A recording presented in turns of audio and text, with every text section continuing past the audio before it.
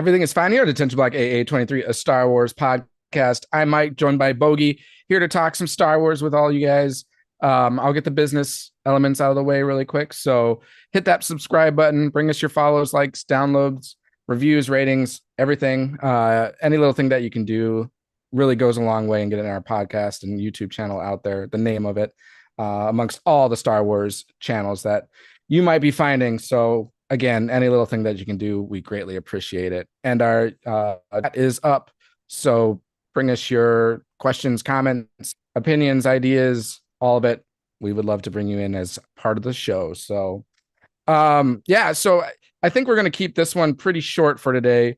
It's a little bit later. And we're both pretty exhausted, as we were discussing before we jumped on. So as I mentioned, we'll keep it pretty short. Just have a couple of news items that I'm going to mention, and then we're going to talk through some more of the episodes of Clone Wars that Bogie has been watching and catching up on. So excited to hear what he has to say about those. We haven't shared about it yet. So again, living vicariously through him on watching this show for the first time. So the first thing that I have, and I think I just introduced Bogie to a whole new Star Wars item that I've insisted that he at least has to watch one time. So the Star Wars holiday special. I know we've talked about it on this podcast a few times in the past. I think we had one of the holiday episodes, like maybe our first or second year, we dedicated to the holiday special. But another one is the Ewok Adventures. If you haven't watched those, do that as well. And it's related to one of these news bit items because there is a character that's going to be reappearing from I think it's the second Ewok Adventures movie. So that one was called Battle for Endor. If you've seen that and you know who the character Teek is, then be surprised because they're going to be reappearing in the Skeleton Crew show when that comes. I don't know which episode Teek will be in, but it sounds, and I don't know if it's like a main focus or just side character or maybe just background character. Don't even know. But for those of you who don't know who Teek is kind of like Ewok-ish looking. He's like an Ewok, but not an Ewok. And he can move really fast. So he's he zips around quite fast. So I don't know if that's the purpose for the name Teek. Maybe there's some I don't know, analogy to that. But fun story. When my wife Colleen and I went to Star Wars Celebration a couple of years ago in Anaheim, we actually met the actress who portrays Teek. Because I mean, it's an Ewok. You don't see who the actor or actress is, but we were at Star Wars Celebration when we were talking with this person, and she had her dog there, and that was really what drew us in. Because Colleen actually went up. She's like, I got to go see that dog. So Colleen goes and starts asking, can I pet your dog? And she's like, sure, blah, blah. So then we all started striking conversation. And we talked for maybe 5-10 minutes, and man, she was super nice. And then at some point it dawned on me, like, I wonder if that person is actually an actress, just because we were in the autograph area and she was just kind of off to the side, kind of like taking a break. And so I looked it up, and sure enough, it was the actress Niki Botelho, yeah, that portrays Teek. So I thought that was kind of a cool little funny story. That I felt bad too, because it's like maybe we should have said something, because does she know that we knew it was her or didn't know it was her, but then found out it was her? So I don't know if she's by any chance listening to this episode. Thank you for that conversation. It was awesome. Really appreciate you taking the time and especially letting my wife pet your dog. So What kind of dog was it? it was a small. I can't remember, to be honest, but I want to say it was like a Shih Tzu or Okay. something even smaller than that. It was definitely like a toy dog type of a thing, Yeah. just the latest thing. But And yeah. what, So I thought that uh, was, I'm curious now that you met someone that's technically, an actress, and you didn't know it at the time. What'd you guys even talk about? Just talk about dogs or talk about that's how we.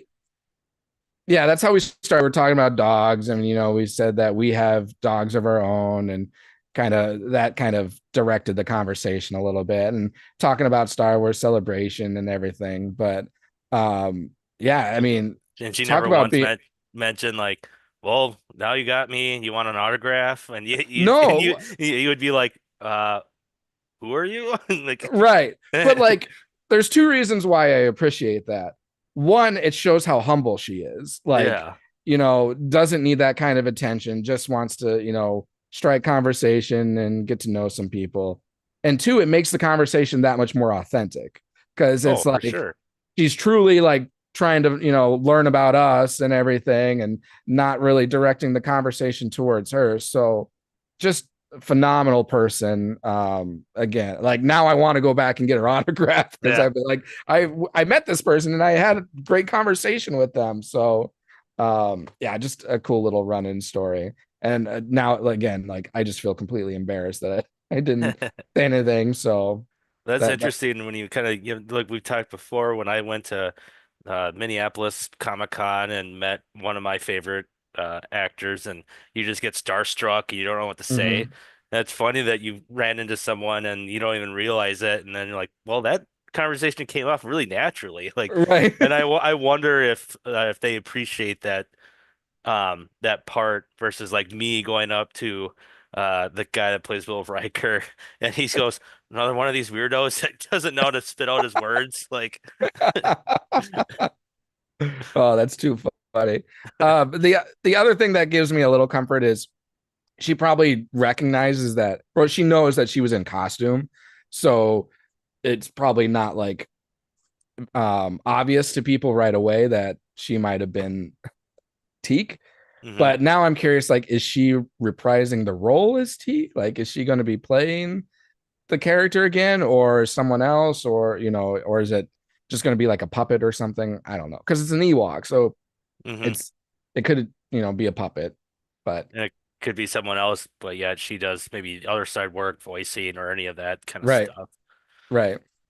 which that So would be awesome. It makes me think too. I've seen a lot of clips of at like different Comic Cons of the lady that plays the art. I think her name's just the Armorer in Mando. yeah, the armor. And she has that really like I don't know how to describe her accent. She'll go to Comic Con dressed up and say different quotes and whatnot until then she takes off the helmet and then everyone was like, "Whoa!" Like I didn't know that was you under there. There's you. I thought it was someone just cosplaying, just doing a really good job. And then she's like, "Well, yeah, I was, but at the same time, it is me." So Yeah. And to see that she would go and do that, just pretend to be one of us nerds at the in the crowd dressed up, and yeah, when it's I actually love her that. I love when that. I when they love do when their the actors or actresses are like truly nerds in the roles. Like I think of Henry Cavill, like when he portrays all the, Superman or The Witcher or yeah, The Witcher. yeah, but what's the actual character's name? It's not what's the character's name? I know Starts I'm with a like G. Geralt of Rivia. Yeah, Geralt. Um, I mean, he was a big Witcher fan, read all the books, Played played all the the games games. and, Yeah. and everything. So I love when you have people that are passionate about what they're portraying, because then they really can fit into character.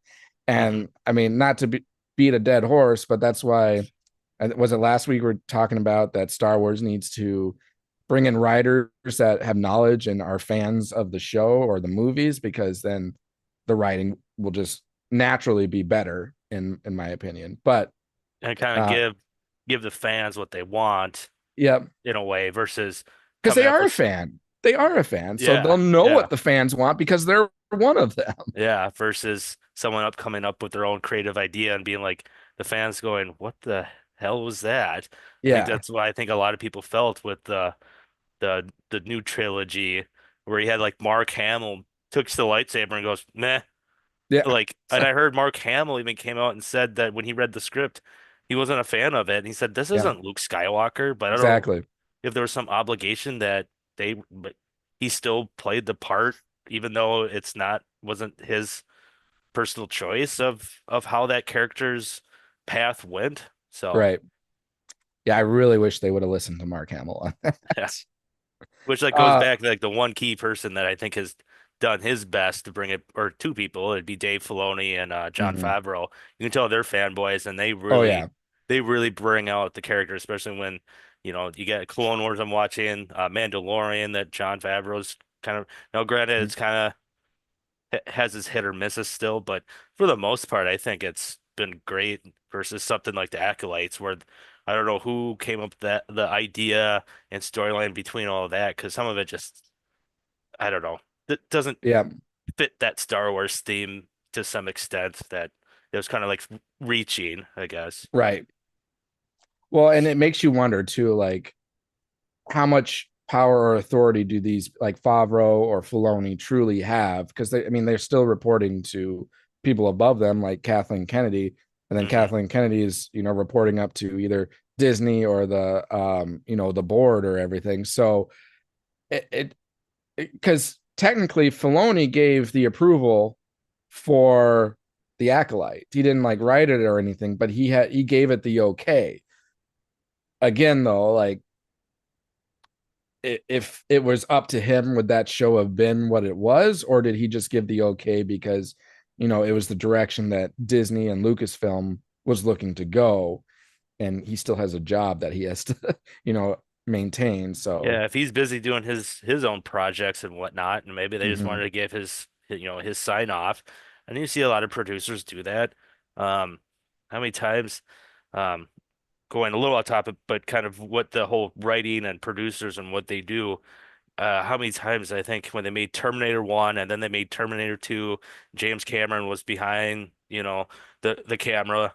And then when it got to the later Terminators, which they've all pretty much have fallen flat on their face, Mhm. James Cameron wrote off on it and said, "Yes, this is going to be the new Terminator that we've all been wanting for." And then you watch, you're like, "What was he th did he even watch it? Like, or Right, he just wants his name on it so he gets, his piece of the pie."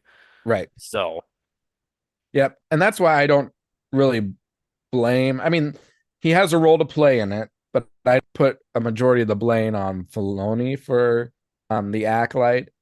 If he wrote it and created it, then that'd be a different story. But like yeah. Clone Wars, Mandalorian, like that's all stuff that he was creating. Yep. So that's when it's like, all right, yeah, he knows his Star Wars stuff versus Hmm. the Acolyte, which was just something external being brought in essentially. So Which yeah, it's the same. Who was it that directed? And I don't know if he kind of had a big part in writing the script too uh for the new trilogy. Was it Ryan Johnson? I yeah, he think. did the Last Jedi. So it was J.J. Abrams who did Force Okay. Awakens and Rise of Skywalker, and then Ryan Johnson did The Last Jedi. So again, that was one of the major problems with the trilogy or the sequel trilogy is that you've got different You're bouncing directors. around. You're bouncing around different people's ideas. It's not going to be a cohesive story if you're doing that. So, Yeah, and that's what I think it kind of like. Didn't they hit kind of the panic button? Because I thought Ryan Johnson was supposed to do the last yes, two. I think Eh, yeah, J.J. Abrams was brought in last minute to Like, do okay, Rise this of is pa Skywalker. panic mode. Rise of Skywalker. Abrams, you're back at the helm. But I don't Yeah. even know if he really wanted to or not. I thought he just wanted to do one and then kind of Hmm. maybe oversee the next two, like be a Yeah. producer. But again, I don't understand when these big names that are producers, how much are they dipping their ideas into the actual script, or are they just are they just there to have their name put on it and collect a paycheck? Yeah. I always wondered about that because same thing with the James Cameron story that I said about the Terminator. It's just like I don't think he really saw the script. I think he just like he has the right to do, and then if he's got the money and everything to kind of put his label on it, even though if it's good or bad, he Yeah. still gets his piece of the pie, like I said before. So Well, and I think with the sequel trilogy, so I think J.J. Abrams probably had an idea of how he would play it out. I mean, even if you're just creating one film, you probably have in the back in your head like how you would vision everything to play out. I mean, that way you can like at least write the first portion or direct the first portion in a certain direction. And I feel like he had his idea of which direction it was going. Ryan Johnson comes in and it's like, screw it, I'm going a completely different direction. And that's literally why he had the lightsaber and was like, nope, we're doing something else. Like, I think that was intentional. And then when Ryan Johnson was, or not Ryan Johnson, when J.J. Abrams was brought back, I think it's now I'm starting to second guess myself if it's J.J. Abrams. Uh, I want to say you're right. who wrote or was it the director? I mean, there's Force. a lot of people on the right in the writing room outside of the Yeah, director, I was but right. It was JJ. For some reason, some nugget dropped in my mind thinking it wasn't, but yeah, okay. Anyways, and then I think when he comes back to do Rise of Skywalker, I think he kind of had to backtrack a little bit.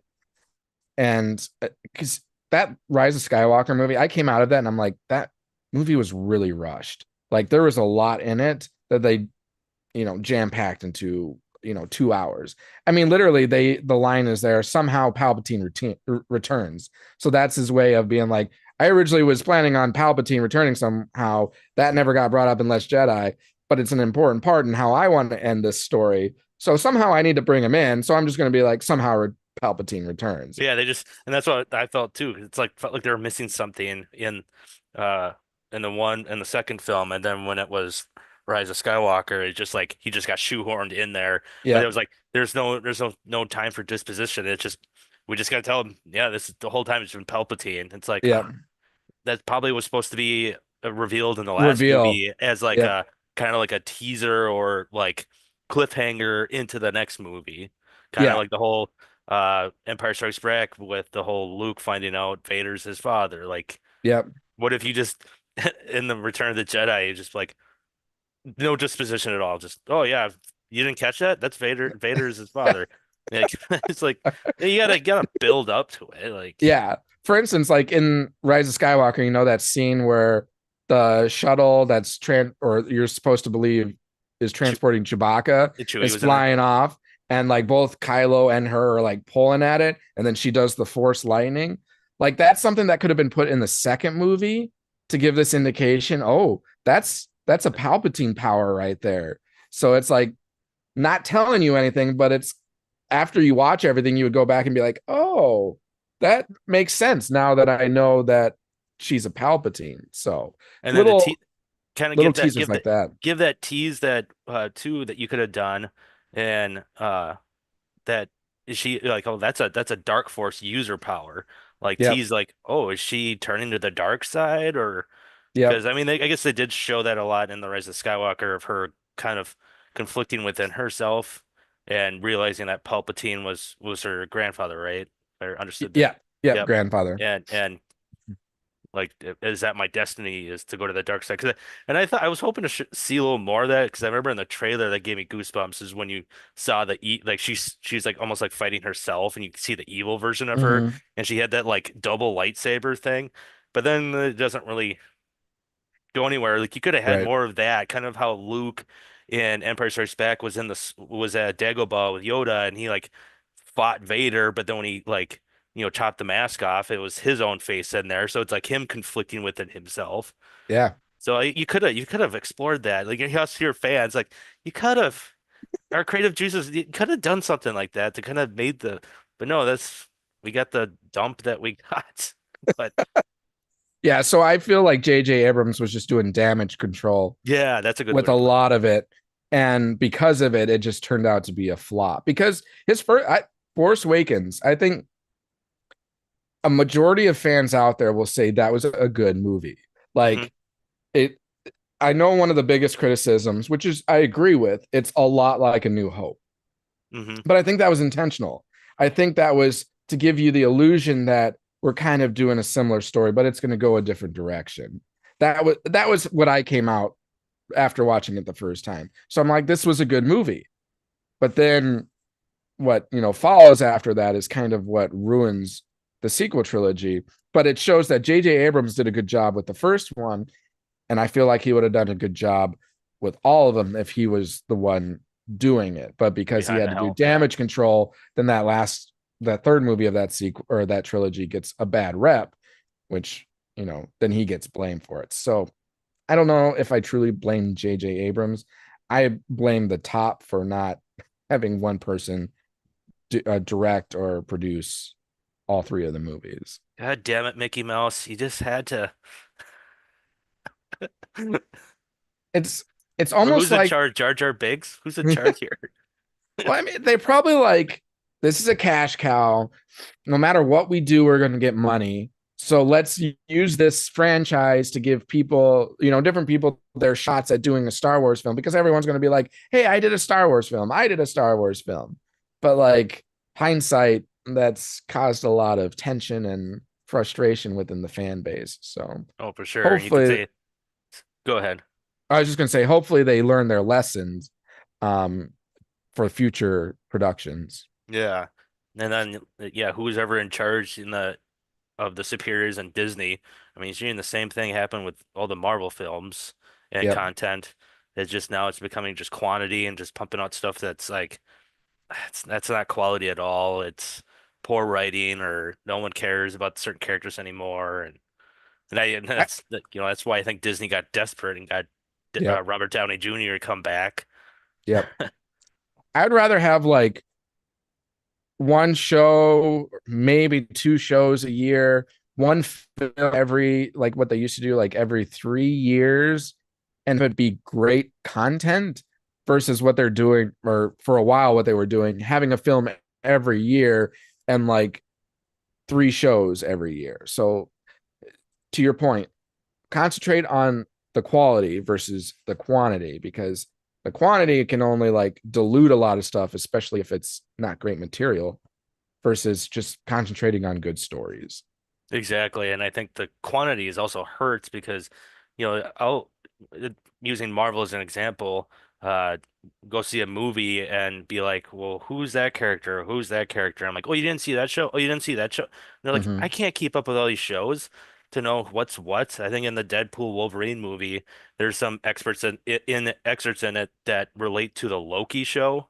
Oh, sure. So if you haven't watched Loki, you'd be like, well, who are these people and what's this monster that's floating around? And it's just like, oh, you had to watch Loki. And there's like, I know a lot of Marvel fans, but they're like just it's just too much and overload where it's just like, just give us the stuff that we really need to know and have less quantity of Yeah. that, but enough for fan base to kind of keep up and not feel like it's just being poured on them. Yeah. Well, and And to if it's that, oh, sorry, go I ahead. would say if it's and especially if it's bad quality, it just turns them off for the next show. Whatever comes out. Let's say She-Hulk, Moon Knight, and they'd be like, "Well, I watched Loki and I didn't like it, and so the rest of it's I'm just not going to watch it anymore." So then, yeah, you have moments like that. So Well, and that's exactly where I'm at with Marvel at this point. I was watching everything religiously. Like as it was coming out, watching the new episodes of the shows, and like it was just not hitting my fancy once you got into some like I liked Loki. I did watch Loki. Um, but once, I don't know, year two maybe of the shows for Marvel that were coming out,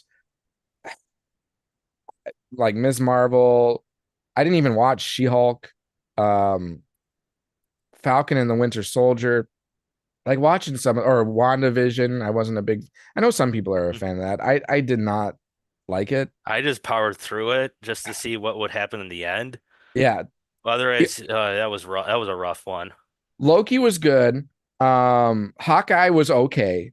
All the other ones were like, it's like a chore watching all of these. So I just kind of stopped watching, and I haven't really been keeping up with Marvel because of that. Hmm. Um, I want to, but it's just like I kind of know I have an expectation of what I'm going to see, and I would just prioritize watching other stuff before watching Marvel until I get sold back into it. And I feel like Deadpool and Wolverine might help me do that because I've heard great things about that movie. And some of the other movies were good. I liked the Black Widow movie. I thought that was really good. And then even the Guardians of the Galaxy recent one, I didn't think was that good. Oh, you didn't like that one? A lot of No. people like that one just because it tugged at your heartstrings. But to me, Yeah. I didn't really like how it ended. Well, I just thought it was a completely different Thor character too, right? Are Is or wait, no. you talking about Guardians? Sorry. Or are you talking No, about I'm not Thor? talking about Guardian. I'm talking about Thor, Love and Love and Thunder. Thunder? I did not like that one because No, that was not the same Thor that we see in in the Ragnarok. in Ragnarok or the other Thor movies or the Avenger movies. He was completely different. Yeah, he was just a goofball. Yeah, he was just like comic relief, and I'm like, that's not Thor. No.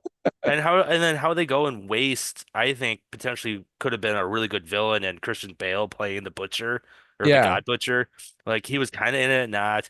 It was focused way too much on trying to be funny. yeah, Where in Ragnarok it was kind of just like a natural funny where it wasn't taking anything away from the story or the script, but it yeah, would have its like little moments. This was just like trying to it was just satire up the butt. yeah. And I just can't like the stupid donkeys Oh that yeah, that's flying the ship. I was like, yeah. who thought of this? This is so dumb and annoying. Yeah, yeah.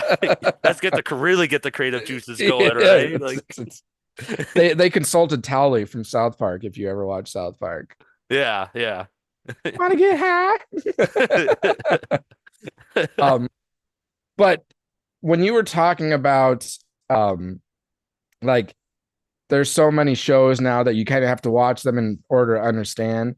That popped in my mind the Ahsoka show. Now the Ahsoka show as I was watching it, like the first episode through like almost all of them. I think the last one and maybe half second to last one is where I started kind of losing it a little bit. Um, but leading up all the way to that, like I thought it was great.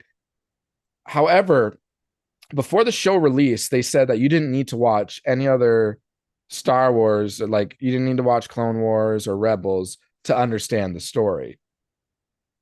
I think that's kind of true, but like knowing that I watched those shows before that, I sure took in a whole lot more and understood a whole lot more versus someone who hadn't seen those, which you hadn't seen those. So were you able to understand everything, or were you at some points like, what is this? What is that? I might have to like revisit Ahsoka when I finish Clone Wars and Rebels and see You what you're will. meaning of what things maybe the little things I missed.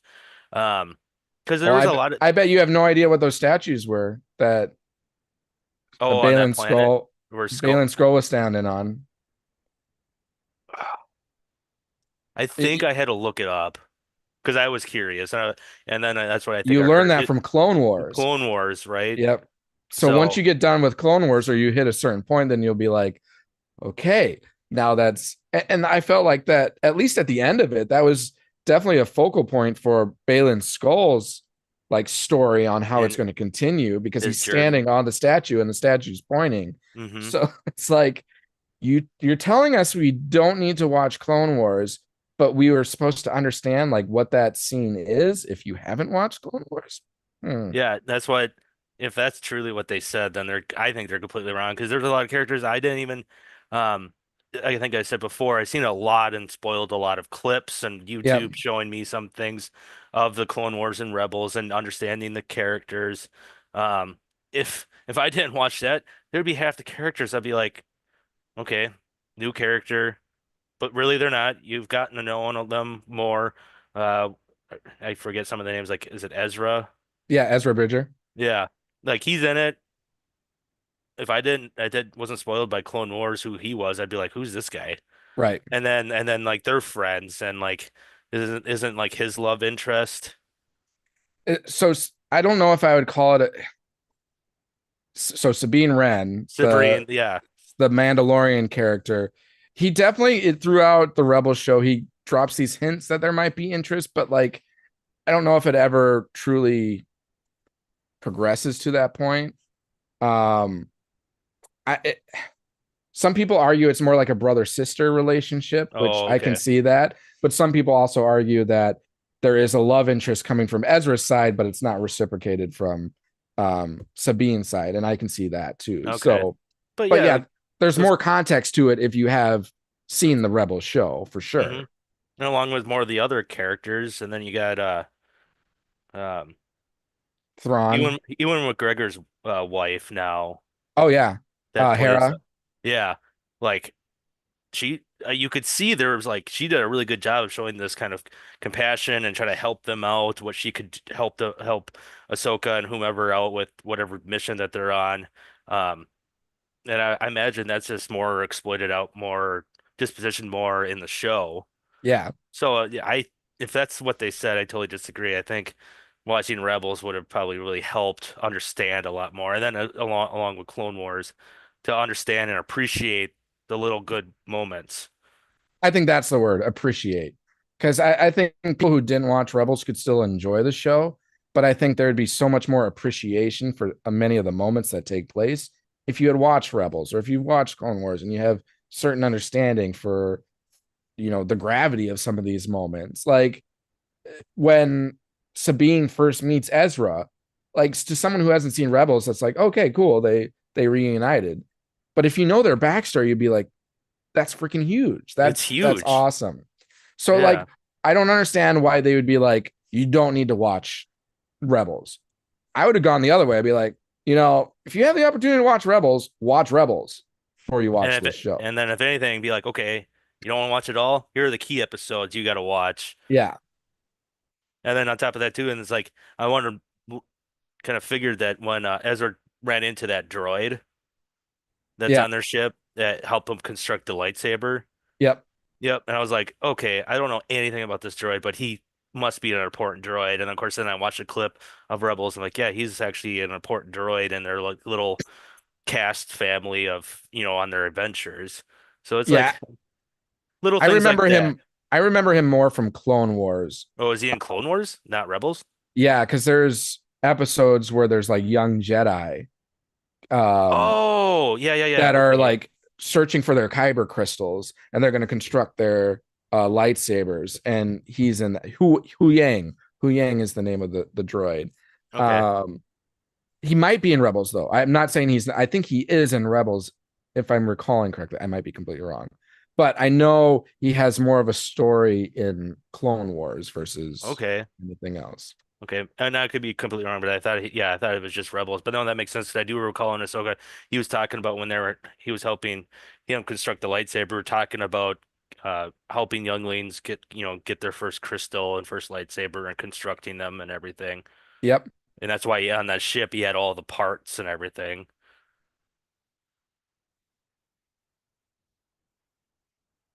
I think you And went King on. son. I think Can you you on. No, I hear you. I think you were Okay. muted for a second there. Um, but yeah, Jason Syndulla, which is the kid in the show, the son of Hera and the son of Jedi Knight Kanan Jarrus. Um, he even asked Syndulla, I think, in the show, if he can build a lightsaber, and he's like, "No, not yet. You need your training before you can do that, son." but um, but yeah, I really did enjoy that show. I think it could have ended a lot better, but I know there's a season two, so it's like I think they're going to go deeper in that. And Dave Filoni's doing that show, so like I have high High hopes. hopes, yeah. As those first episodes were turning through, I'm like, this is awesome. The only disappointment I had was I felt like Ahsoka's character was a lot different in the show versus how we've seen her in previous content. But I think a lot of that has to do with, I mean, that could have been intentional, due to everything she's been through. But I felt like every scene that you saw her in the beginning episodes of that show, she's just like, hmm, hmm, hmm, like kind of absent of a personality a little bit. Yeah. And we always remember her as like, Snips. have snips. Like she's always talking. She's so energetic. So it's like not feeling Ahsoka in this. But Were they then maybe trying to portray like a maturity I version? yeah, I think that could be what it was doing. And I know um they really portrayed her character in the show to reflect Gandalf and his experience in going from Gandalf the Grey to Gandalf the White. Because what was you're familiar with Lord of the Rings? Yep. What was his last name? Gandalf's, or not? Maybe it wasn't his last name, but I want to say Scarecrow or not Scarecrow, Gandalf something. Anyways, that was the project name of Ahsoka. You know how shows or movies have like a project name that they refer to it as without saying the name of the show.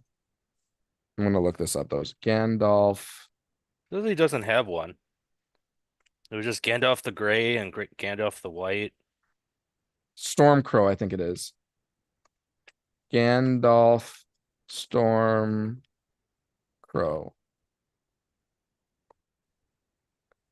He is also referred to as Stormcrow by people in Gondor. Yeah. So Oh, it's a a nick. It's nickname. not a last name. It's a nickname. Yeah. And I remember in the Two Towers when the king of what are the horse people, and that animated show's going to be released. The people of Gondor, or see, this is what happens when we go off task and we're talking about Lord of the Stuff that's Rings not Star now. Wars. Yeah, We're giving the ourselves our the own Rohirrim, right? The okay. Rohirrim, Oh yeah, which are like Rohan, right? the Yep. riders of Rohan. So when he arrives to that town, that's the riders of Rohan town, and the king's like possessed, he Yeah. refers to him as Gandalf Stormcrow. And Stormcrow was the project name for Ahsoka. So like they were really dipping into like portraying Ahsoka like Gandalf. And if you even recall in the show, she has the episode where she like goes in the water and she meets Anakin Skywalker again, and he's like training her again. And then she comes out and then she's wearing a white cloak after that. Oh And yeah. she has the cane. And that's also shown at the end of Rebels, which you will see. It's just kind of an ending clip type of thing. It's not really a spoiler by any means. But so she's even visually being tied to Gandalf. So I think that was kind of the intention. They wanted to make her have some kind of, I don't know, turning point in her character. So maybe make her look a little dull up front and then have her be this like wise Jedi after that. So I just think the portrayal could have been done a little better Hmm. for her character, yeah, at least in the front episodes. But again, loved that show. Boy, we really went going from Ewok Adventures and Teek all the way to Lord of the Rings and Ahsoka With a little Terminator in there too. with some Terminator in there. Oh yeah, I don't even remember what we were first talking about, and how we ended up there. What were we talking about? That's just what I happens when don't you're just know. having couch Got talk gotta with a love it. drink. That's what this is for. Which it was funny because right before we started, I spilled a drink on my desk and on my iPad and everything. And I told Bogie, I was like, "Don't worry, it wasn't the bourbon that spilled; it was the chaser." um, Woo, thank God. yeah, you can't spill the bourbon. Like maybe well, then I would just have to go fill my glass up again because I'm not gonna, you know, You waste any. spilled the salt. That's what's a matter. Gotta throw over your left Seabass, shoulder. Seabass. Sea bass.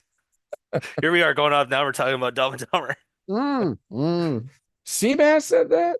Well, if that's Seabass over there. All right. So the other news bit I had, um, speaking of Acolyte, so the characters Jackie and Yord will.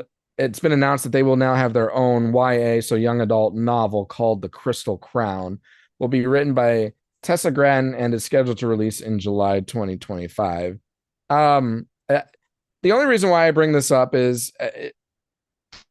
it makes me wonder what direction they're going to go now because of the Acolyte and how it was received. I mean, I figured there would be books that would be released no matter what, but I wonder if they're just going to keep any continuation to being to books or comics versus any other films or TV shows. Because we've talked about season 2 is not going to happen, at least not now or anytime soon for the Acolyte. So, but they're not just going to end that story. I feel like, well, in this book, it's going to be more of a prequel because we know what happens with Yord and Jackie in the show. But it's also interesting that it's a YA novel. The first thing that's coming out based off the Acolyte is a YA novel versus an adult novel. I don't know if you have any thoughts on that.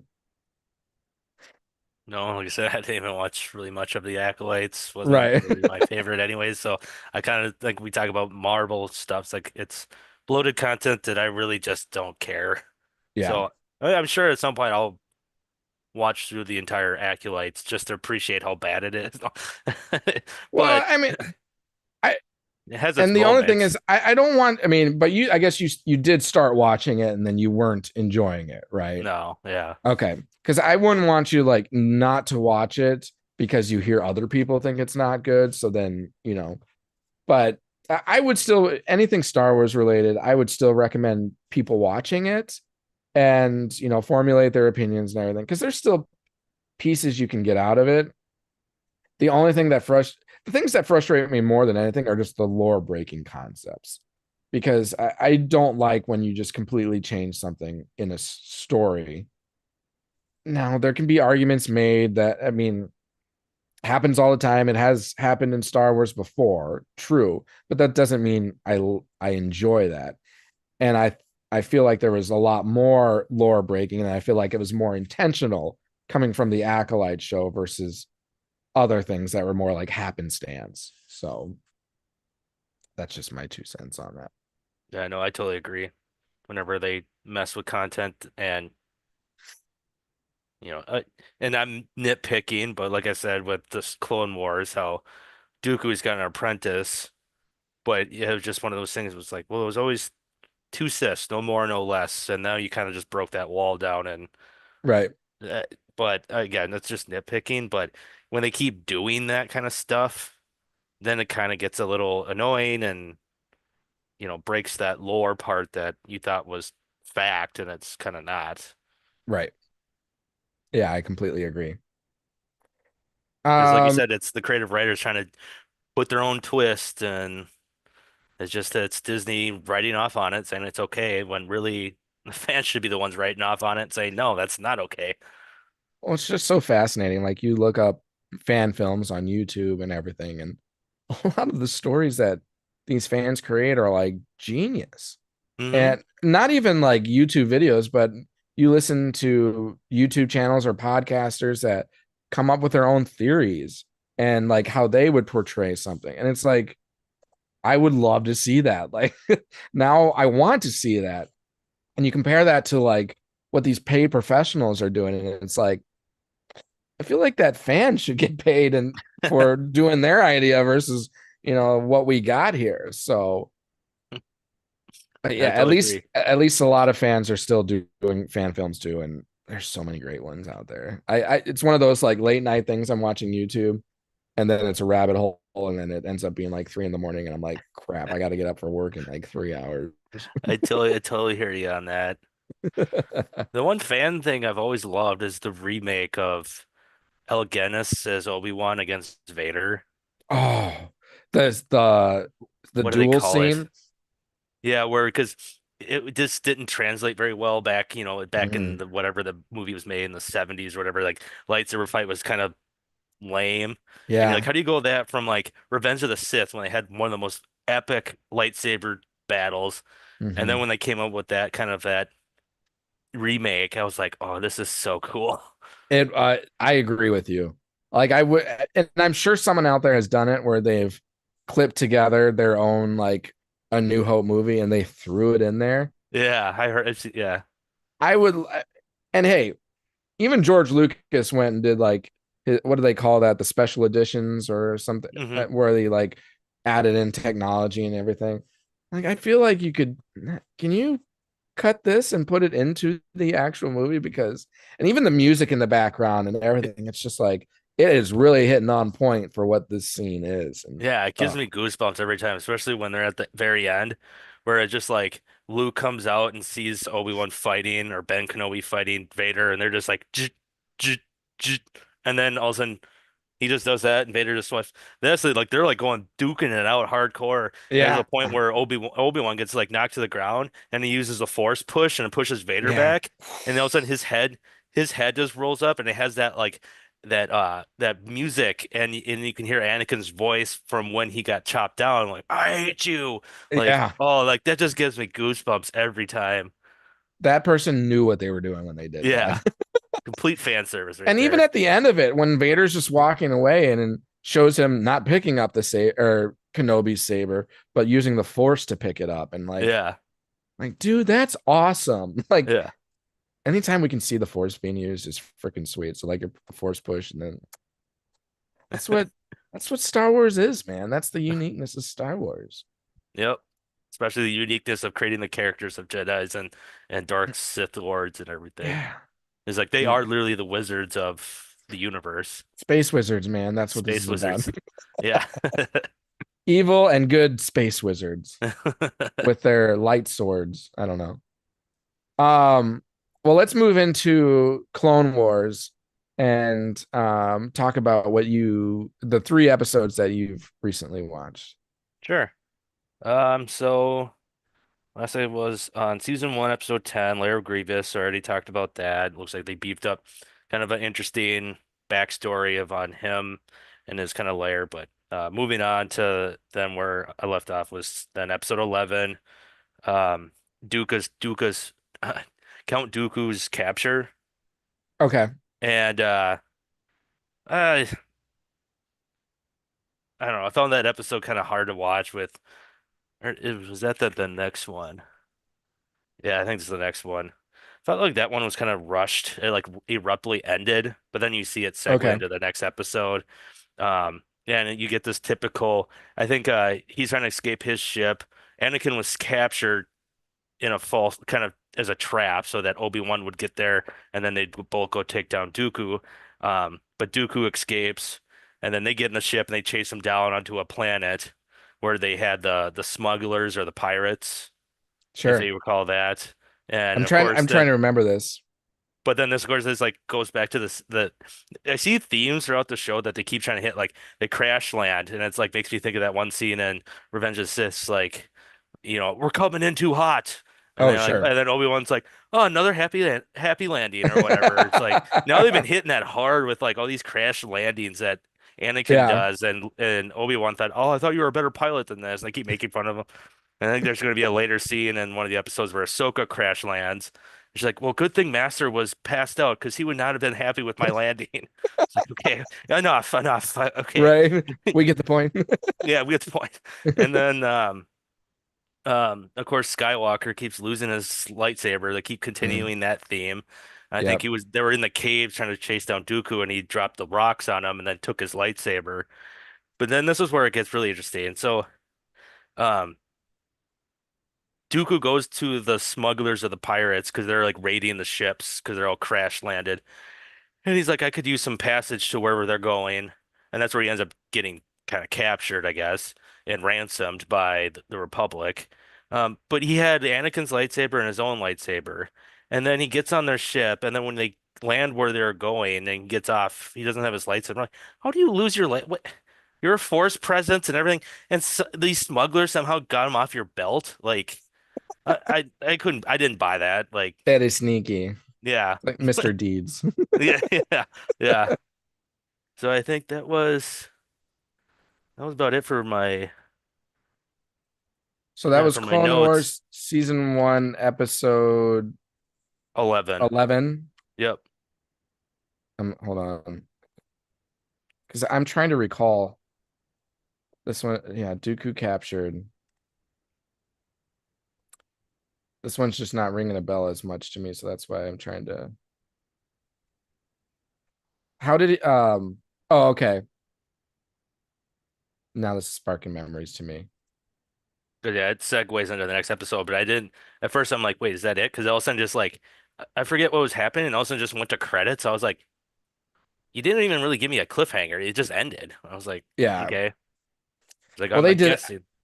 they do that a few times because I feel like in Clone Wars and Rebels, a lot of them are like multiple episode arcs that are kind of Oh, one episode prolonged into multiple episodes. So okay. that's definitely a theme. So there are definitely some abrupt endings at times. Okay. It's just me, I just like it could be smoother, but again, it's a cartoon show. Yeah. Just nitpicking again, Well, but I think it's due to the time restraints that they have for oh me, yeah, that makes like a sense. 22-minute episode. That makes sense. So then we move on to the next episode, episode 12 of season one, the Gungan General. Jar Jar Binks is back. She just can't escape him. Yeah. Um, and I found that episode kind of interesting when we were talking about using the Force powers and stuff. Like Kenobi and Anakin go to confirm that Dooku is truly locked up, and that's not just like some hologram trick before they start paying them the ransom spice that they want. Yep. And I don't understand how Obi-Wan and Anakin they were suspicious of their drink. And first off, I don't know how no one saw it, but they used the Force to like trade drinks with like another person, and it's like it's obvious who didn't see that. But then they don't drink the drink that was drugged, yet they still pass out. Did they really get wasted then? Like I'm trying to recall that episode as well. Because who poured the drinks? it was the smugglers or the pirates they call them.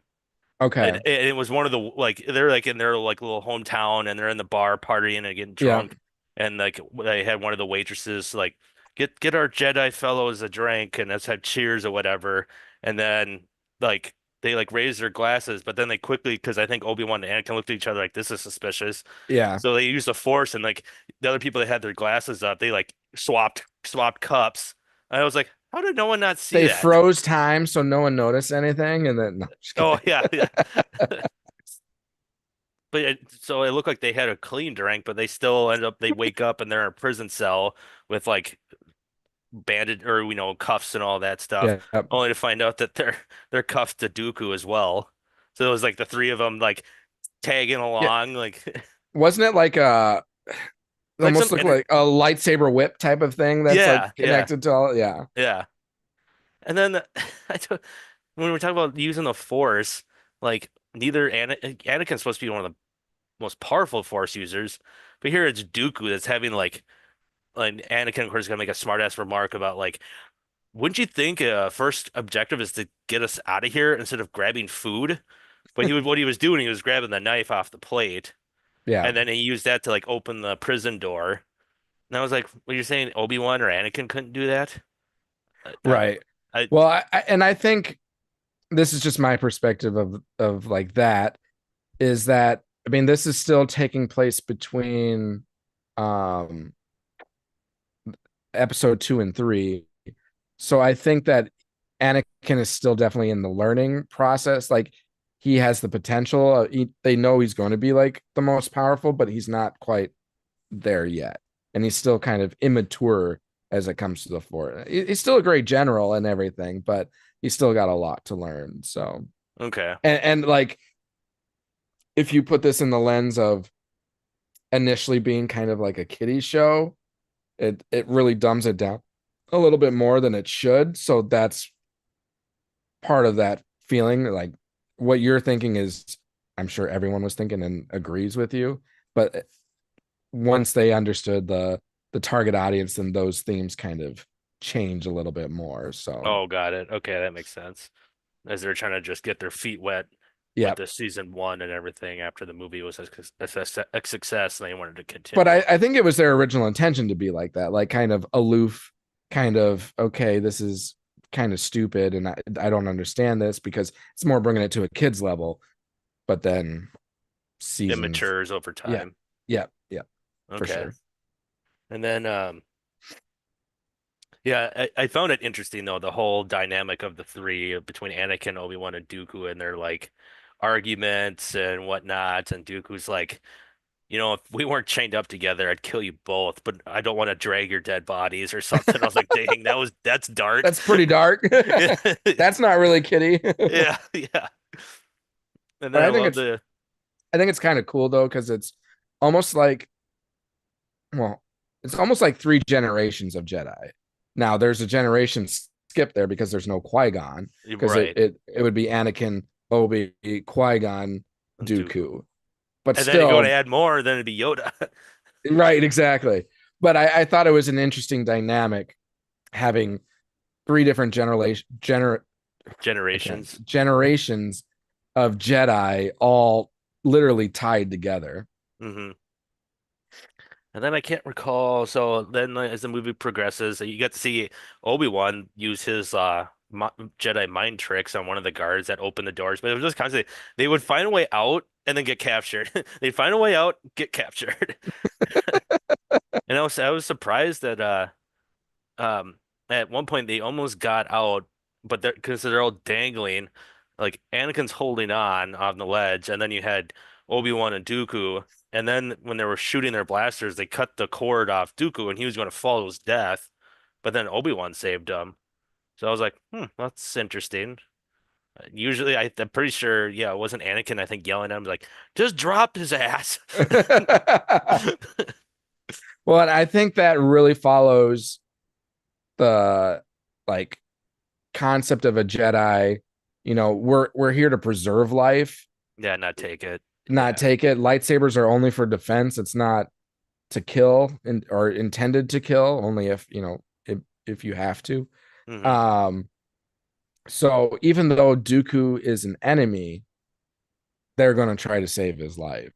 Yeah. Because I also think and hope is definitely like a common theme throughout Star Wars. And I think the thought process too is anyone that's evil, the hope is that they can still be turned and, you know, Hence Darth Vader with Luke. He yep, was able to bring him back to the good side. exactly. And I mean, there's truth to the fact that you can always gain more if the person's still alive, whether it's intel, whether it's understanding or what have you. There's more information you can obtain if someone is still alive versus if they're no longer there. Hmm. So if they save him, there's information about what he's doing, or they don't know he's a Sith at this point, right? Or do they?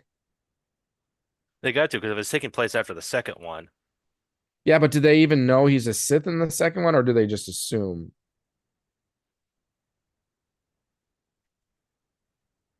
I'm That's a trying good to question. think. I don't know. I mean, the fact that he's w wielding a red lightsaber for. Because remember, Dooku tells Kenobi that the Sith have essentially infiltrated the Republic. Hmm. I know he has a red lightsaber, but red lightsaber doesn't necessarily mean you're Sith. It means more that you have touched, in the dark side of the Force. But like in episode 2, Obi-Wan's captured and he's kind of like in that tube force field type thing, and Yeah. and As he's. Dooku's kind of circling him, like talking with him, and he's Yeah. like, "Join me, and we can destroy the Sith." So like, I don't know if it's understood that Dooku by Kenobi and Anakin is a Sith. I think there might be like suspicion there, but I don't know if they necessarily think he's actually Sith. Yeah, that's a good point because I do look at it as more like, Grievous and Dooku are like the generals of the Separatist, while Yes. the Jedi are Yeah, backing the exactly. Republic. There's no such thing as like, other than the hint that Hmm. the Sith Lords have returned and infiltrated the Republic, and they just don't know. And Yoda, always thought he said it in the second movie too. If he definitely said it in Revenge of the Sith, but if he said it in the Attack of the Clones, he did say like his visions were clouded, and when that happens, that Yeah. means it's influenced by the dark side. So Yeah. yeah, I mean that's a good point that you bring up. So maybe yeah, they don't know that he's a Sith Lord, Right. but that he's just defected to the Separatist. Right. Because I think they think Maul from Phantom Menace, well, they know he's one of the Sith, but they just don't know if he's the master or he's the apprentice. Yeah. So then, enter Dooku, and here's the question of Dooku. Okay, yeah, he could be a Sith. Is he the master? But we don't know. Is he just more of a dark side, Force wielder? So Yeah, that's a good point. And I remember in the Tales of the Jedi knew he was not in favor of like all their right. decisions and their ways. That it was like really hinting hard that kind of like a Balin Skull. I wouldn't say Yep. he's a dark user. He's just No. on a different path. Even Qui-Gon. I mean, he's like a good guy that's kind of going a different path. He does his kind of own thing. So Oh yeah, because he wasn't technically on the council, right. but just because he didn't agree with the Jedi's the council and their views he didn't agree Yep, with. That's a exactly. very good, interesting, deep thought talk. Yeah, right. And hey, even Yaddle, speaking of Tales of the Jedi, even Yaddle didn't did she say she left the council? Or have you seen those? You've seen those? I've seen all, or there's only one season, or is there two seasons now? No, there's Tales of the Jedi one season, and then there's Tales of the Empire, which was supposed to be like season 2 of Tales of the Jedi. Okay, so I haven't seen that, but yeah, I Okay. think I know what you're talking about. That scene with Yaddle. Yeah. Yeah, because when she confronts Dooku, I think she makes the comment like she kind of agrees with him and she left, but like the path that he's going is not the direction that she agrees with at that point. So God, yeah. Okay. And then from the rest of that episode, the Gungan General, like I said, is what it's called. So you got more of the Jar Jar. mumbling, bumbling Jar Jar Binks doing, what is it? Doesn't he like? Wasn't he dancing? Yeah, it was when the tanks were coming in, the the tanks of Separatists. the pirates on Oh, that the pirate pirates. Okay. island.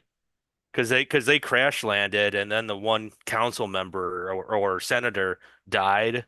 He's the one that had Mm. like three eyes. Yep.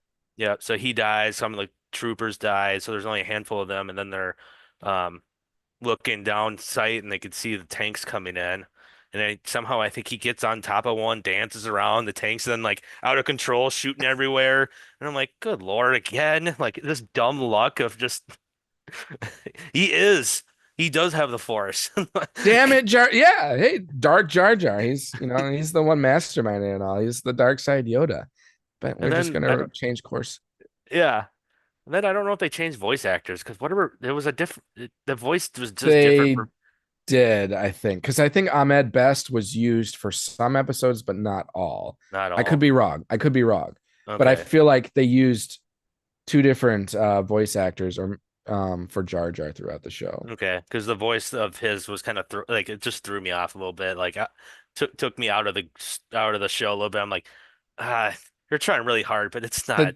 The Jedi one I think was Ahmed Yeah. Best, sorry, and then I think the one the General or Bombard General I think was not him. Okay. Because yeah, 'cause I'm trying to recall. Yeah. Anyways, the voice took me out of it, but yeah, whatever. I don't know. I was gonna ask I you hate that. when How they did? do that because it's same thing. It's hard to picture the person as the same character if it's a different voice. Yeah, exactly. Um,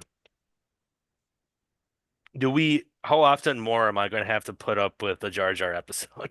Is he Don't come and go? worry. Does he come and go a lot? I don't know how much more you get of him after season 1. I can't Okay. recall. I he's kind of been blocked out of my mind. Like the moments that stand out to me in Clone Wars do not involve him. Nothing against him. I just, there's more fascinating things about Star Wars than Jar Jar Binks. Yeah, being a goofball and Yeah, getting lucky. exactly. And then yeah, so that was pretty much well. And then yeah, at the end of that episode, as usual, Dooku gets away. So it's just like you think you got him captured every time with his Grievous or Dooku, and they get away. I mean, again, like I Yep. said last week, it's just plot armor. Yep. Of Yep. course, they're always going to get away because they're in Revenge of the Sith. Yep. And then we segue then into episode 13 called The Jedi Crash. And I thought that had a really awesome opening fight. I think there was like one of the ships was under attack, and it was the guy was bl I wrote it down, Master Sakura. Oh, Segura. Yeah. Yeah, the The blue. Jedi, Twilight Jedi from Revenge of the Sith that gets shot down. Yep, yep. She was in it, and then it was Ahsoka and Anakin coming to save her because her ship was under heavy attack. And there was just a huge fight scene in the beginning, and I was like, this was really good stuff. And it went on for like 15 minutes. I was like, man, it's like almost half the episode was just this opening monologue of just action battles, Star Wars that we talked about Yeah. that we like Yeah. to see, ships Yeah. just blowing each other away, droids trying to like board the ship while the clones are trying to fight them off, and then Anakin Just shows you up. wait. Just you wait. And this is just the Keep tip of the This iceberg. is just the tip of the iceberg, man. Just you wait. So I thought that was interesting. And then when you talk about Force, I mean, well, this is a prime example because they were trying to get away while the explosion was happening on the ship, and Anakin said, "This isn't enough time." He uses the Force push and like launches them down the or down the hallway or the corridor, and turns around and like stops the explosion and tries to shut the door. But then he gets injured in that. But I was like, that's got to be really strong Force powers right there that you couldn't Yeah. go use the Force to pick up the fork knife to open the door. That's what I think that's where I was like, okay, maybe I could see what you're saying if the powers weren't exactly there yet, but no. So, but again, it's nitpicking on the Yeah. continuity of things. Um, so then he's hurt, and then they crash land, and then it was I felt like when we were talking about horror, I thought that was kind of an interesting little like bit in the part where Ahsoka, Sakura, and the clones went to go find like a village for help Hmm. because Yep. Anakin's severely hurt and their ship is broken and doesn't have medical supplies or whatever. And Commander Rex Rex. Yep. stays behind to Captain protect Rex. Yeah. Captain Rex stays Yep. behind to protect Luke. And then they're like in the middle of the night. It was just like eerie and dark, and you can see something like moving around in the brush. And all of a sudden you see like these eyes pop out, and you're like, okay, this is kind of scary. Like you could make this into like a horror flick right here There you for, go. little October scary month, It's appropriate you watching this episode at this time of year. yeah. And then out comes like this like rhino with like a bird head, and it's sitting Oh there like, yeah. and it's sitting there like on top of Rex and like trying to like almost bite his head off. I was like, oh, this could you could there's another like fan movie you can make for a horror flick. Um, but yeah, then later on, yeah, the rest of the episode I think was just getting help. I found it interesting the people that were on that planet where they found help. And the one I don't know if he was just kind of like the elderly leader of the group. And he was talking to Master Security about like because she was trying to defend her case that we're Jedi's Yeah. keep her the peace. And he's like, well, what then? Why are you fighting? And he's Yeah. like, well, don't you believe in liberation? And so it's like it always takes two to fight, and that's what you're doing. And Yeah. like, well, we didn't choose this war, and they kept. It was an interesting dialogue. I found. See, those are the deep elements that, like, even though in season one, there's some like definitely kiddie things that happen, very juvenile, but then you get moments like that are like, okay, this is actually, there's potential for being really deep. Hmm. And they tap into more of that kind of stuff going on. I'm just for my own remembrance, were they like monkey creatures? Yeah, and Okay. they would like roll like the Yeah. droid decals or whatever it's Yeah, called, the droid cause destroyers. They were, destroyers. yeah. And I was like, as soon as I was watching, like, that's weird. I didn't see that coming. But yeah, then they heal Anakin, and then they're kind of like that's kind of the end of the episode. I think they fight those creatures a little bit more, but I Sure. think they're talking now. At the end, I think it was Sakura and Ahsoka asking like, "Well, now we got to figure out how to get off this planet." And then they're like, one of them said like, "Well, I'm sure the Republic is looking for us, so they'll be here in no time." Yeah. So, but yeah, I thought that was yeah that conversation. I like that deep stuff sometimes when it's like that's a valid point. It makes me think of like when you have when you bring up a valid point like that, it makes me think really hard about like I've always loved this when you like can root for the bad guy and understand his viewpoint was Thanos in the Avengers movies when he was like, well, I can get rid of half and the other half can thrive, or you could continue and you'll destroy each other. And he's like, look at my home planet, it killed itself. Yep. Like you're kind of like he's got a point. I don't When like it it, really but he's got a point. and it really gives you appreciation for characters like Qui-Gon or even Dooku that, like, they're part of the Jedi Order, and they started seeing these things, and it's like, you know, the way we're going about things, just because we think it's right doesn't necessarily mean it actually is the right way to go about it. So Yeah, then they kind of like veer in a different direction.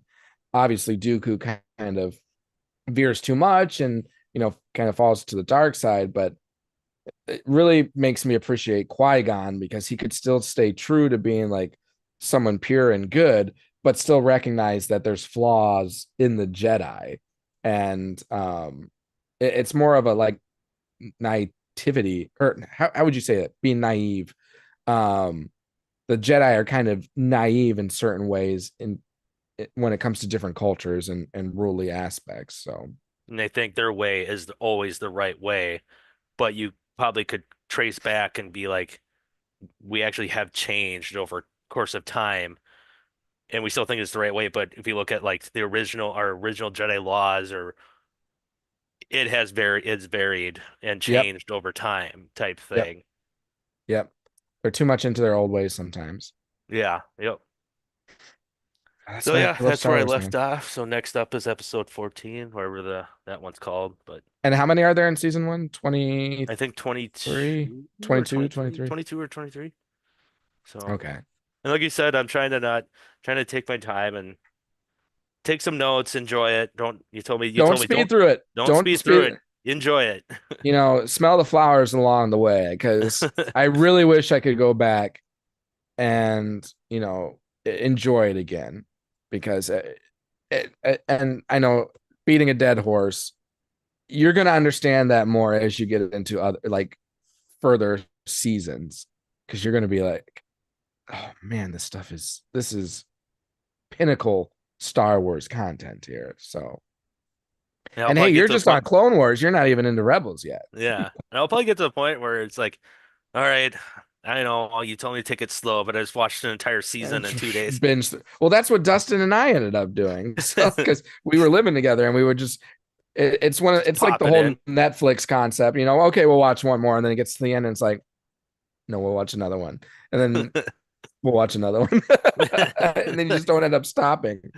So, and I've gone back. I think I've rewatched Clone Wars 2 or 3 times. So rewatched it. So I've seen it total 3 or 4 times, I want to say. And there's certain episodes that I've watched even more than Even that. more. So yeah.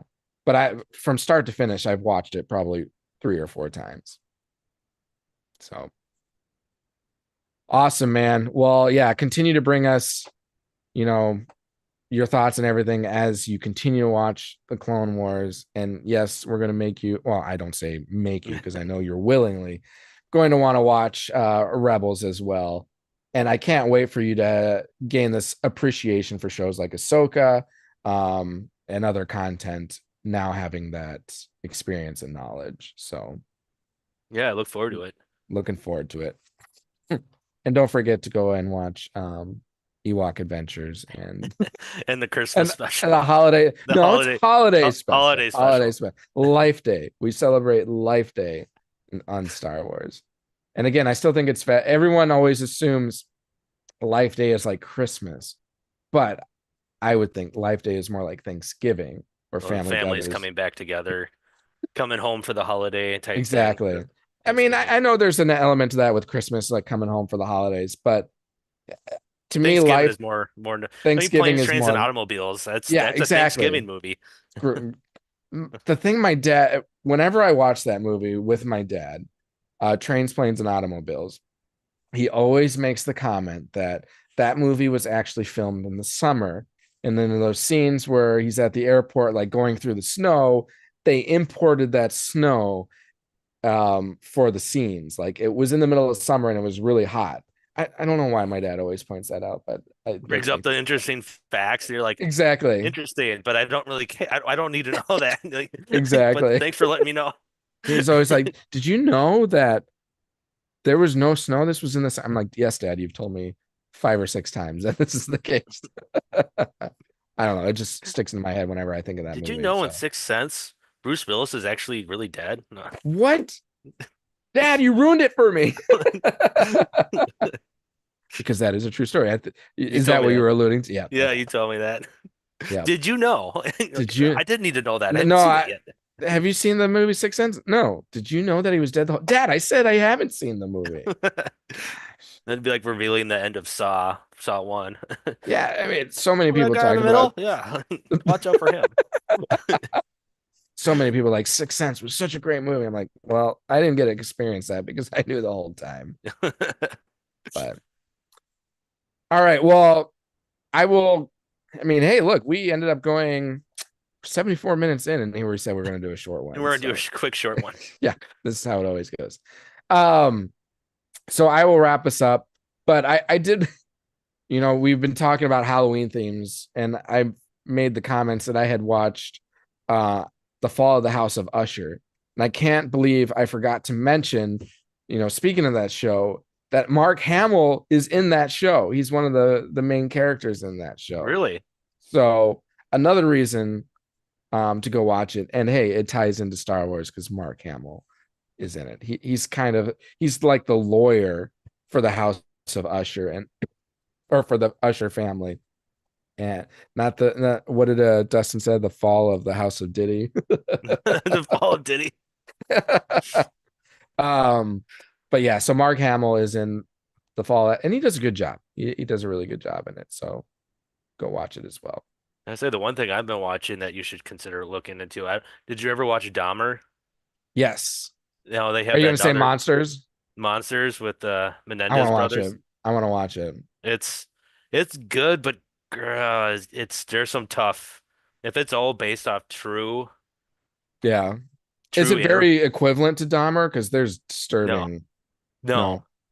I mean, the first episode is you see the murder. It's kind of graphic. I should say pretty graphic. But then Okay. after that, it's just like the Menendez. Like after that, I think I'm through 5 episodes out of 8. I think there's 8, Okay. and it's just like the whole progression of then they go off and spend a ton of money because they inherited all the money. Then that became suspicious, and then they're in jail for suspicion or like as they're suspects to this crime, and then they have these interviews of why they did what they did. So Okay. it's I mean it's interesting, but it's kind of mentally graphic if that makes sense Yeah, when they go that through the does. stories about like their dad and everything. It's and their mom, and it was just like if that really happened, yeah, I'd So be does kind it of make mad. you feel sorry for them? I don't know yet. I think I Because I still know, want is it still want Beyonce that wants to have them have their sentence decreased because it was, I didn't hear that. You said Beyonce? I don't know if it's Beyonce. It's some celebrity um that is looking to have their sentence lowered because um essentially alluding to the fact that it was what they went through from the parents that contributed to what they did. So Yeah. self-defense almost, because they were resorted to what other option do we have than to do this. Because they felt like they were in a fear for their lives, but Yep. I, to me, there's alternatives. Yes. Oh, I agree. This is just what they're looking to do. There's always uh, I don't know. Killing is never the option in my Yeah. opinion. And the way they do it, I mean, there's one way of doing it, and the way they did it was Oh, like that's it. another. It was quick, but it was brutal. Like Yeah. and I think yeah, in the one scene, I don't know if they just added that to the show or if that was true. Like the one brother runs back to the car to get more shells. Oh It's my like yeah, gosh. it's like you've already just They're your done. dad's they're done. Like your dad's got no head. Your mom's like Oh bleeding out. Like man. I can't imagine ever doing something that extreme. It's that's why I think that part was probably the hardest. But Yeah. overall, though, just seeing the backstory of it all has been kind of interesting. But again, a little mentally kind of messes with you a little bit to know Yeah. that that's what they were doing, like the parents were doing to the kids. And Yeah. but um, where was I gonna go with that? Oh, I forgot. Well, you were just saying that like you essentially recommending to for me to watch the show if I've seen Dahmer. Yeah, if you can handle Like Dahmer, then you can handle this. okay, so Yeah. yeah, because I'm not a big similar to Dustin. I'm not a big fan of gore. That's not to say that it's going to detour me from watching something because I've watched Saw and all those Yeah. movies. Yeah. But like when the gore things happen, I kind of do this. I don't Yeah. need to Oh, yeah. see the gore, but um, Yeah. The only thing it's in the first episode is just the murder scene, and it's like I said, it's somewhat pretty graphic, but okay, they were trying to depict exactly how they I guess the forensic evidence of how it all kind of how like would have been went done. how it all went down. That's how it happened. So and from the interviews, because I know both the Menendez brothers have come out with within their interviews, pretty much telling the truth of what happened and what's going on in their lives, what was going through their heads at the time, and so that was the I thing. mean, That's what I was thinking of was. Um, there's what's his name? I think it's Mark Jackson. He was a point guard for the New York Knicks, and NBA is not my forte. oh, okay. So Mark Jackson, I think it's Sure. Mark. I might be wrong, but it's a New York Knicks Okay. basketball player, and it's his rookie card, and it's going for like a Oh, buttload of money yes. because the Menendez brothers are sitting in the background, That's right. courtside. Yeah, and they said literally when that picture was taken for that game, it was literally like the day before is when their It parents, happened. yeah, it happened. And it's like that's crazy. They just went on with their normal life, and that's what I was telling you. Like all of a sudden, they start because their parents were loaded, so they start spending all this money and doing stuff like that, going to courtside New York Knicks games and stuff. Sure. But it's just eerie when you see them in the background. You're like, You know literally what less than 24 happened. hours ago, that's what they did. Oh, man. I mean, I know they say that psychologically there's a breaking point for everyone where you could reach that level, but it's like, I don't know, man. I I can't see that happening. I don't think everyone has a breaking point like that.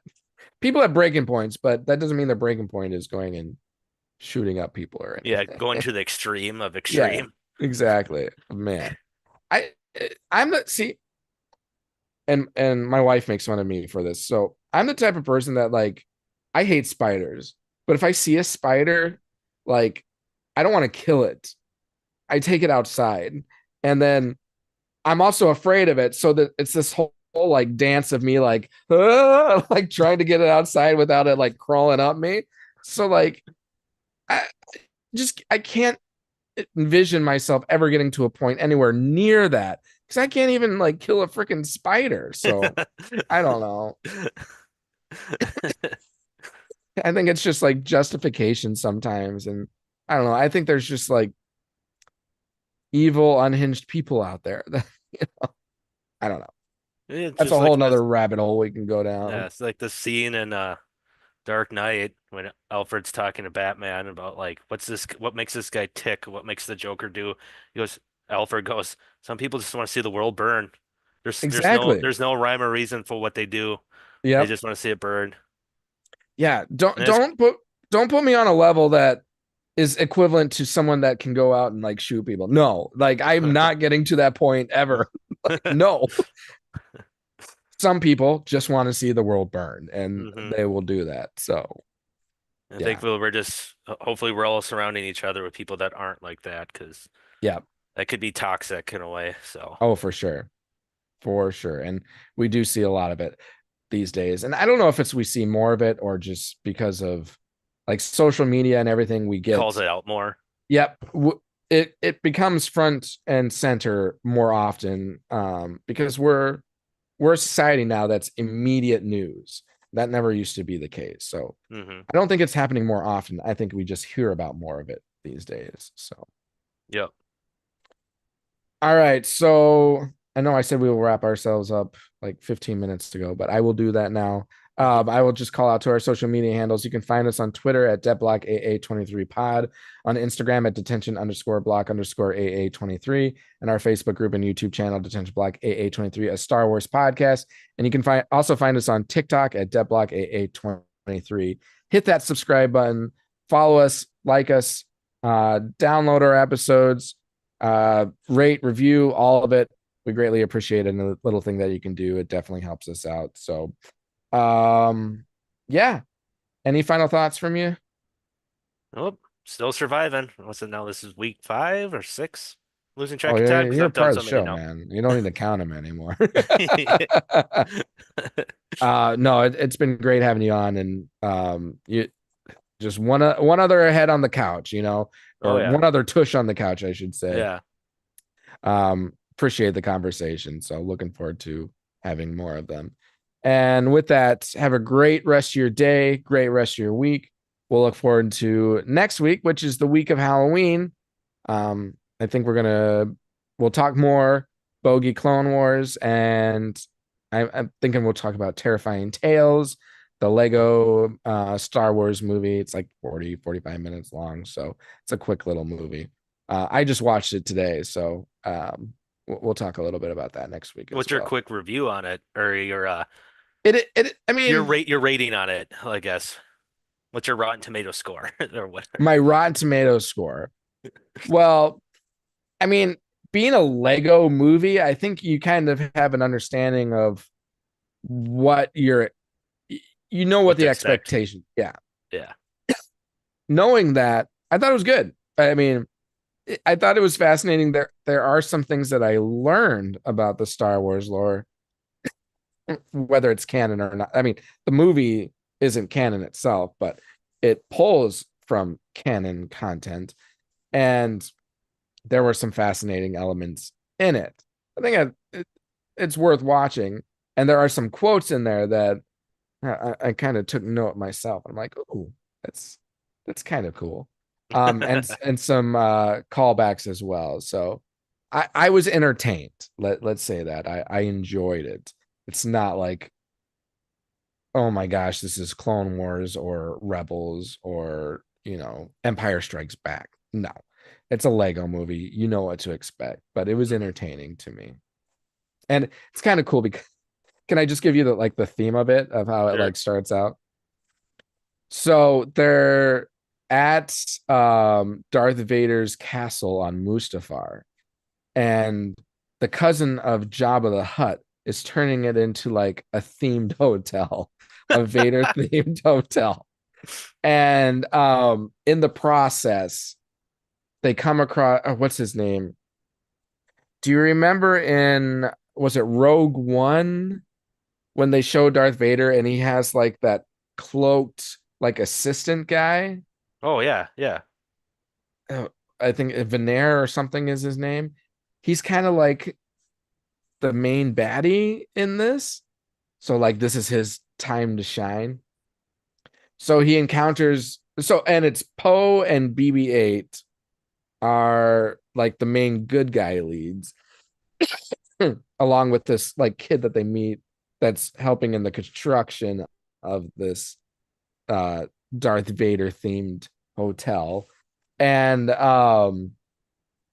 in the process of the story, because it's called Terrifying Tales, the assistant of Vader is telling them like three scary stories that are part of the plot and what ends up happening at the end of the movie. So yeah, I mean, when I say a Darth Vader themed hotel in Vader's castle on Mustafar, you're like, what the fuck are you talking about? But there are more like Star Wars tying in elements to it that it makes sense. And like the three stories, like one is based off of like um Maul and Grievous. One is based off of like Luke Skywalker and if he turned kind of to the dark side. And then the other one, oh, I just watched this too. Why am I spacing on it? Oh well. But there's three stories that like tie into the The Star Wars main lore. at the end. Yeah. Mm-hmm. It's And it's it it's sounds good. interesting. It's a quick watch, and you just got to take it with a grain of salt and understand that it's supposed to be just a funny kind of, I don't know, spoof, but you'll get something out of it. Heck, I'd go to a Darth Vader themed hotel room or a hotel. Oh yeah, That and sounds like a really good concept idea. yeah, and it's funny because he so it's the cousin of Jabba the Hutt that's building this, and he's bringing them in, and the entrance is like lined by like different versions of stormtroopers, and they're like animatronics. He's like, you've got your regulars, you've got your shore, you've got your this, and then the last one there's like Darth Vader, and he's like, oh, blah, blah, blah. And then but then he like starts tripping out like it's like an electronic issue, and that's where you meet, Malfunctioning and yeah, malfunctioning, and that's where you meet this kid who's like a repair guy like doing it and whatnot. So I don't know, it's pretty good. It's creative one way or another, but yeah, I look forward to it. yeah. So if you have time on top of watching Clone Wars, watch that, and then we'll kind of talk about it on next episode and what our key points of that stood out in our mind. So Okay. all right. Well, with that, thanks again for joining us today. We look forward to talking more Star Wars next week. Like I said, Halloween. So we may or may not be dressing up for that one. You'll just have to come and watch us on our YouTube channel and find out yourselves. If you're listening to us on the podcast, you won't know. So, but yeah, have a great night and we'll talk to you next time. And as always, may the force be with you.